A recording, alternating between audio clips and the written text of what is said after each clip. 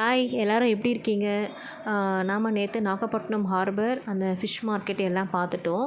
இப்போ இது பார்த்திங்கன்னா நம்ம ஸ்டே பண்ண ரூம்லேயே கீழே வந்து கிச்சன் இருக்குது. அந்த கிச்சனில் தான் நம்ம வந்து சமைக்க போகிறோம்.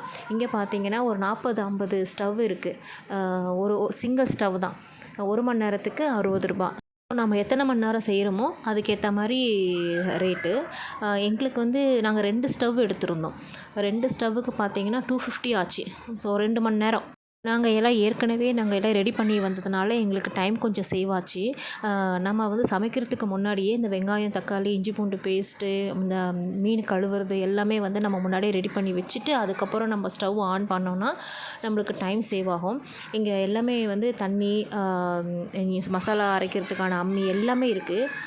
ரொம்ப க்ளீனாகவும் இருக்குது. ஸோ நம்ம இங்கேயே சமைச்சிட்டோம். சாப்பாடு, மீன் குழம்பு, ரசம், நண்டு கிரேவி, எறா தொக்கு எல்லாம் செஞ்சிட்டோம். இங்கேயே சமைச்சி சாப்பிட்றது இதுதான் ஃபஸ்ட் டைம். நாங்கள் எப்படி இருக்குன்னு தெரியாது. ஆனால் வந்து பார்த்தா ரொம்ப க்ளீனாக நல்லா இருந்தது. ஆளுக்கு ஒரு வேலை எடுத்து செய்ய சீக்கிரம் முடிஞ்சிருச்சு எங்களுக்கு சமையல். அம்மா பார்த்திங்கன்னா சாப்பாடு, மீன் குழம்பு அதெல்லாம் வச்சுட்டாங்க. நான் எறா தொக்கு, நண்டு கிரேவி இது செஞ்சிட்டேன்.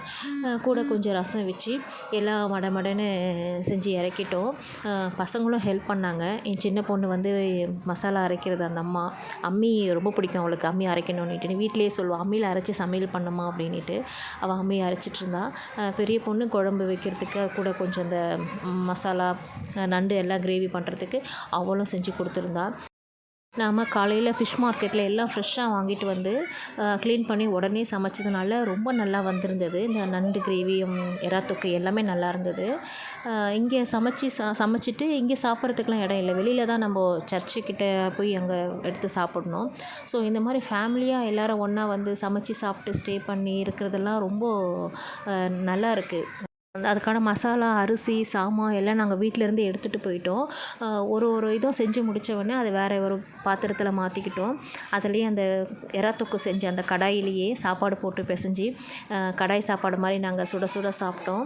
ஆளுக்கு ஒரு வாயின்னு சொல்லிட்டு அந்த கிச்சன்லேயே உட்காந்து சாப்பிட்டதெல்லாம் ரொம்ப நல்லா இருந்தது.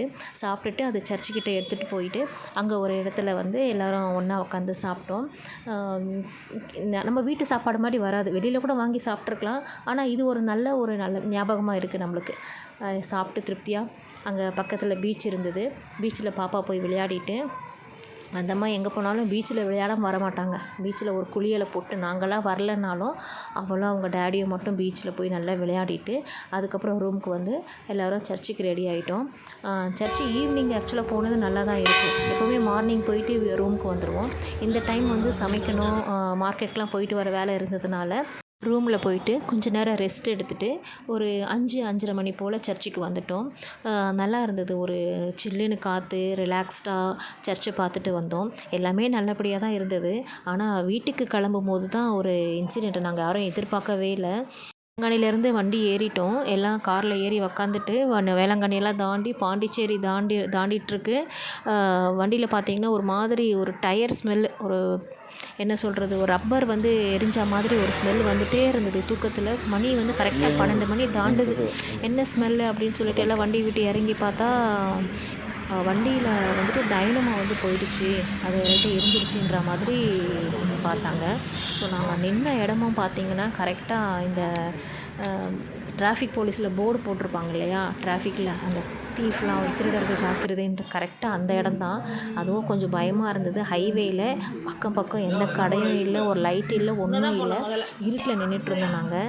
சரி, அதுக்கப்புறம் என்ன பண்ணுறது, இங்கே நிற்கிறது ரொம்ப சேஃப் இல்லை அப்படின்னு சொல்லிட்டு அந்த இடத்துலையே அங்கேயே வண்டியிலேயே சாப்பிட்டுட்டு ஹோட்டல் ரூம்ஸ் ஏதாவது இருக்கா அப்படின்ட்டு. அன்டைம்ன்றதுனால 2 ரூமு 3 ரூம் தான் எடுக்க முடியும் அப்படின்ட்டாங்க. சார்ஜும் அதிகமாக சொல்லிட்டாங்க. சரி என்ன பண்ணுறதுன்னு சொல்லிட்டு அங்கேருந்தே டோ பண்ண மாதிரி வண்டி கொஞ்சம் தூரம் மூவ் ஆச்சு. ஸோ அதை வச்சே நம்ம வந்து சிட்டிக்குள்ளே போயிடலாம் அப்படின்ட்டு பாண்டிச்சேரிக்குள்ளே வந்துட்டு கிடைச்ச ஒரு ரூமில் வந்து ஸ்டே பண்ணோம். அந்த ரூம் கிடைச்சதுனால அந்த துணி கொஞ்சம் சேஃபாக இருந்தது. இல்லைனா நாங்கள் வண்டி ரெடி ஆகும்னுட்டு ரோட்லேயே நின்றுட்டு இருந்தால் அதை நினச்சி கூட பார்க்க முடியல. கவர்மெண்ட் பஸ்ஸில் போயிடலாமா இல்லை மறுபடியும் கேப் ஏதாவது புக் பண்ணலாமான்னு இருந்தோம். சரி ஓகே, நம்ம நைட் ஸ்டே பண்ணிடலாம்னு சொல்லிவிட்டு அந்த ரூமில் எடுத்து நைட் ஸ்டே பண்ணிவிட்டு மார்னிங் போல் கிளம்பி வெளியில் எங்கள் செங்கல்பட்டு கிட்ட ஒரு லஞ்சு ஒன்று சாப்பிட்டுட்டு அதுக்கப்புறம் வீடு வந்து சேர்ந்தோம்.